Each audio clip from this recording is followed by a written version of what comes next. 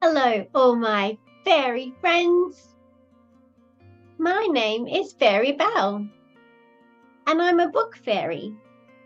And today we're reading a story called The Mouse and the Egg.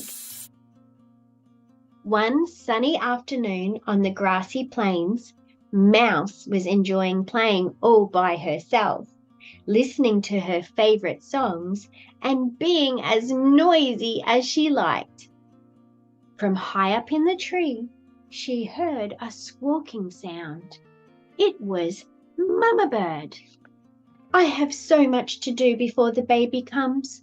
Would you sit on the egg and keep it warm for me while I find food? You'll need to be very quiet." Mama Bird had always been so kind to Mouse, so she was happy to be kind in return. It was very quiet as Mouse sat on the egg. It was also very boring. A bit of music would make the time go quicker, she thought. Mouse turned on the music and started to dance. It was so much fun, the little egg got up and started dancing too. "You better be still before your mama gets back," said Mouse. The egg wouldn't listen and danced out of the nest. Mouse needed to put the egg back in its nest or she would be in big trouble. She chased the egg over the fields, through the veggie patch, and into the farmer's house. The egg was not behaving itself. Mouse wished she had never said she would help look after it. It was too hard. When Mouse finally caught it, the egg had knocked over the chairs in the kitchen, pulled the curtains from the hangers, and tipped the table upside down. "That looks like a pirate ship," said Mouse. "It needs a flag." And she went to look for something that would suit. Mouse gave up trying to make the egg behave, and they played pirates instead, with the farmer's underpants waving proudly from the broom handle. But soon the egg had enough and ran all the way back to the tree.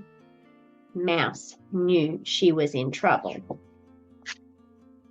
She tried to push the egg back into the nest, but it was too late. Mama Bird was back, and she was not happy.